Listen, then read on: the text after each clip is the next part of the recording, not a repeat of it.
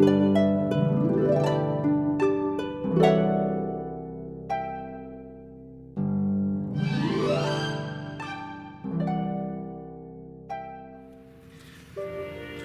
me start with saying that grace is something I was raised with, and so were all of you.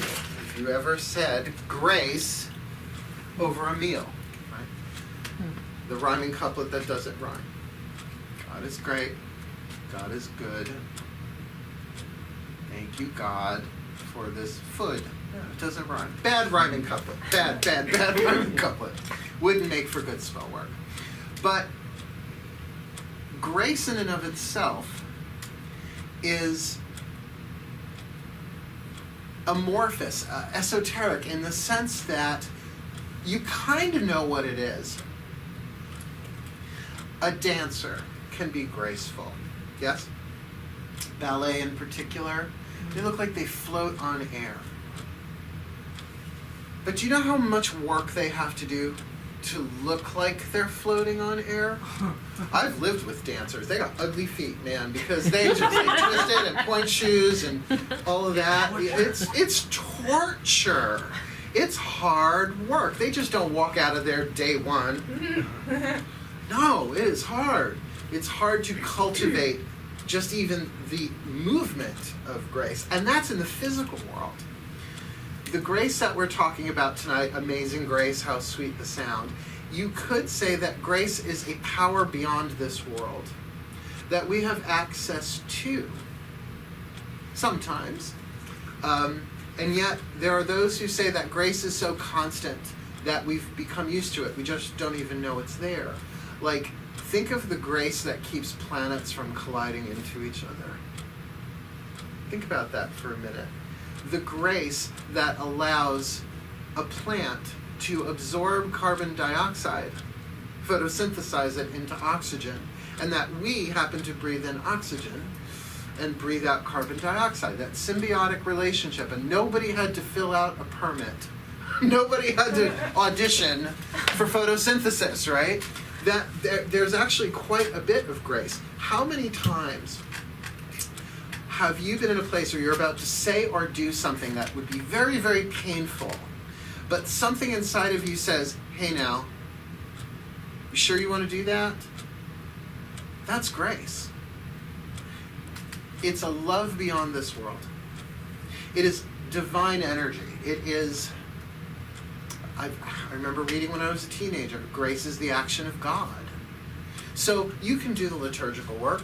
You can, read the Bible and read all of these different mystics of all these different cultures. Grace usually comes into the picture sooner or later. I am a mystic, so this was just part. It's so funny, I call it the grace curriculum. Grace was just part of my spiritual curriculum over these past couple of years. It was something that I had my nose rubbed in. And we will certainly talk about that on and off throughout the entire series. This past 2 years, my life has gone through what I call cataclysmic change. Now, cataclysm, interestingly enough, is a neutral word. In other words, there's such a thing as positive cataclysm. And oftentimes while you're going through it, it just seems horrible, like hell on earth. Like all the known is ripped away, and you have to deal with the unknown. Like you have to, the grace of humility, well, that's a big one. You just have to know that you don't know. But then afterwards, when the dust settles, your feet plant again. You find your balance, you find your stability.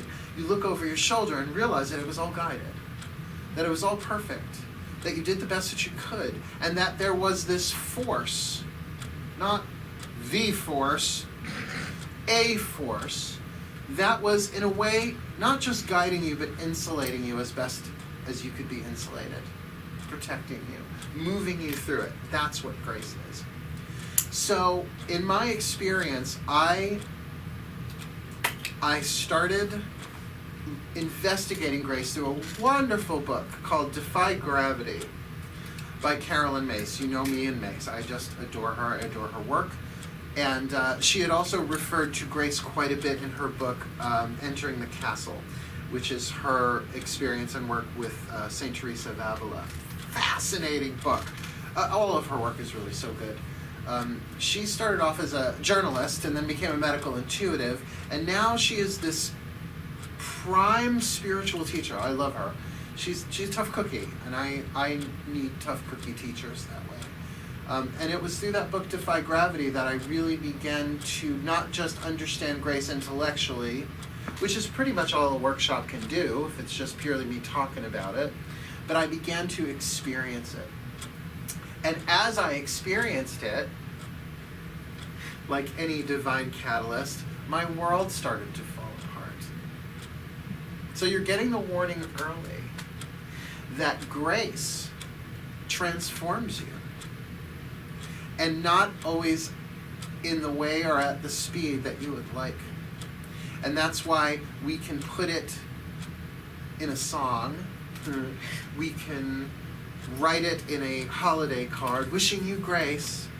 I bless you with grace, all under grace. I wish that everything manifests under grace and in perfect ways for the highest good of all concerned.